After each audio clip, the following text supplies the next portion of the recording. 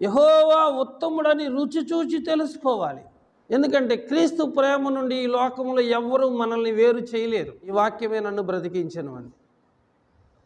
శత్రువును ఎదుర్కొనే సర్వాంగ కవచము అగ్ని బాణములను కూడా చల్లార్చుతుంది. అగ్ని బాణాలంటే మనకొచ్చే సమస్యలే, మనకొచ్చే ఇబ్బందులే. ఎలా కనబడతాయి అంటే భరించలేం, తట్టుకోలేం.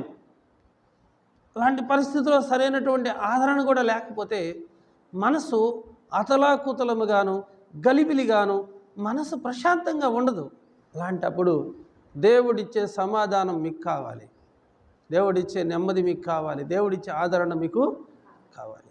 సంతోషం దేవుని దగ్గరే ఉంది, సమాధానం దేవుని దగ్గరే ఉంది, స్వస్థత దేవుని దగ్గరే ఉంది, ఆశీర్వాదం దేవుని దగ్గరే ఉంది. కానీ మనం ఎన్నిటిని వదిలిపెట్టేసుకొని లోకంలో ఏదో సంపాదించుకోవటం కోసం, ఏదో సాధించటం కోసం ఎంపర్లాడుతూ జీవిస్తూ ఉంటూ ఉన్నాం.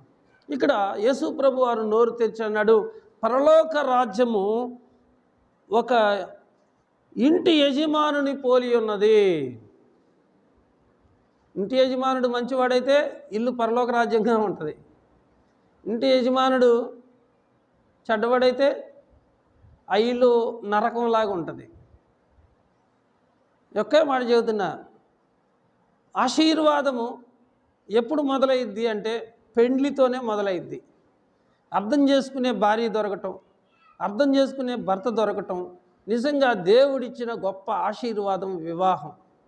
ఇక్కడ ఇంటి యజమానుడు ఎలాంటి వాడు అంటే పరలోక రాజ్యం లాంటి వాడు.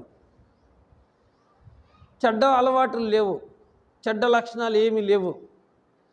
తన ఇంటి వారి పట్ల, తన భార్య పట్ల, తన బిడ్డల పట్ల చాలా నమ్మకస్తుడు.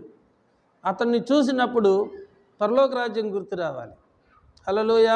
మనం చూస్తే యేసయ్య గుర్తు రావాలి, మనం చూస్తే పరలోక రాజ్యం గుర్తు రావాలి. మనం చూస్తే ఈ లోకపరమైన వ్యక్తులు గుర్తు రాకూడదు. మనము దేవుని మనుషులంగానే ఈ లోకం గుర్తించాలి మనల్ని. ఈ లోకంతో మనం కాంప్రమైజ్ అవ్వకుండా, ఈ లోక పాపములతో మనం పాలు పంపులు పొందకోకుండా ఎప్పటికప్పుడు దేవునికి చేరువుగా, దేవునికి దగ్గరగా, దేవుని హత్తుకునే వారంగా మనం ఉండాలి. మనల్ని చూసినప్పుడు ఎలా ఉండాలంటే, మనల్ని చూసినప్పుడు పరలోక రాజ్యం గుర్తు రావాలి. అంతకుముందు నేను కొత్తలో ఇక్కడికి వచ్చినప్పుడు మధ్య మధ్యలో కూడా వచ్చి పోవాల్సి వచ్చేది. ఆదివారమే కాకుండా మధ్య మధ్యలో కూడా రావాల్సి వచ్చేది. అప్పుడు అనేవాళ్ళు, ఈరోజు ఆదివారమా పాస్టర్ గారు అనేవాళ్ళు. పెద్దవాళ్ళు కూడా అడిగేవాళ్ళు. నన్ను చూస్తే ఆదివారం గుర్తొచ్చింది వాళ్ళకి. నన్ను చూస్తే ఏం గుర్తొచ్చింది? మనం చూస్తే యేసయ్య గుర్తు రావాలి, మనం చూస్తే ఆదివారం గుర్తు రావాలి, మనం చూస్తే పరలోక రాజ్యం గుర్తు రావాలి.